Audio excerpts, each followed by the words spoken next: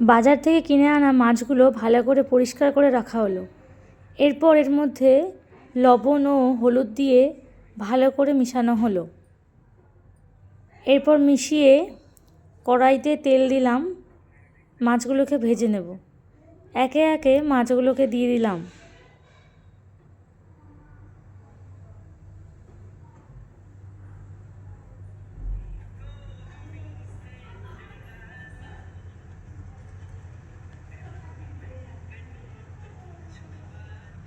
মাছগুলো এক এক করে ভাজা হয়ে গেছে এবং তুলে নিলাম।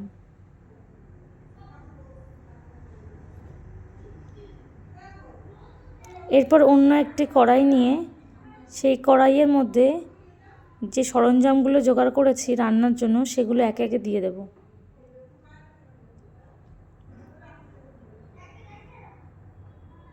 প্রথমেই দিয়ে দিলাম সাদা তেল। আপনারা চাইলে সর্ষের তেলও ইউজ করতে পারেন।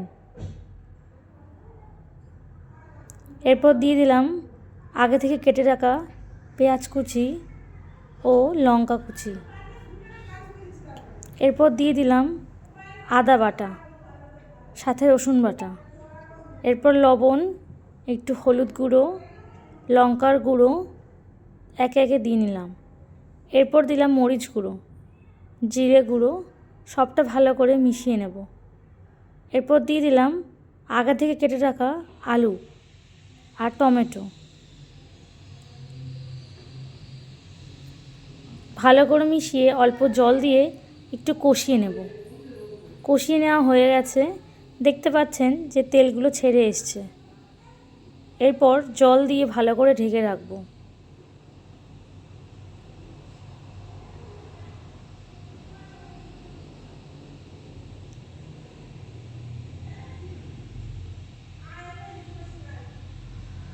তরকারির রঙটাও খুব সুন্দর এসছে।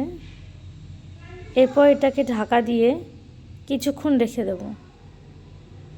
15 মিনিট মতো পর ঢাকনাটা খুলে এর মধ্যে একে একে মাছ ভাজাগুলো দিয়ে দিলাম।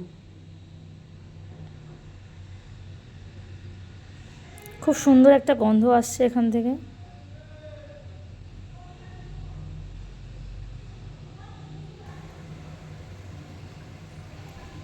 এরপর তরকারির রঙটা খুবই সুন্দর এসছে।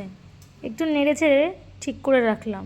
ওপর থেকে আগে থেকে কেটে রাখা ধনেপাতা কুচি দিয়ে দিলাম। ধনেপাতাটা দেওয়ার কারণ খুব সুন্দর একটা গন্ধ আসে এবং তরকারির স্বাদটা অন্যরকম।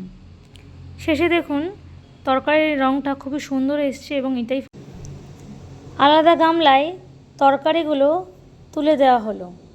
এই তরকারিটি শীতের দুপুরে গরম গরম ভাতের সাথে খেলে খুবই সুস্বাদু লাগে। আপনারাও বাড়িতে এইভাবে বানিয়ে দেখতে পারেন, খেতে খুবই মজাদার।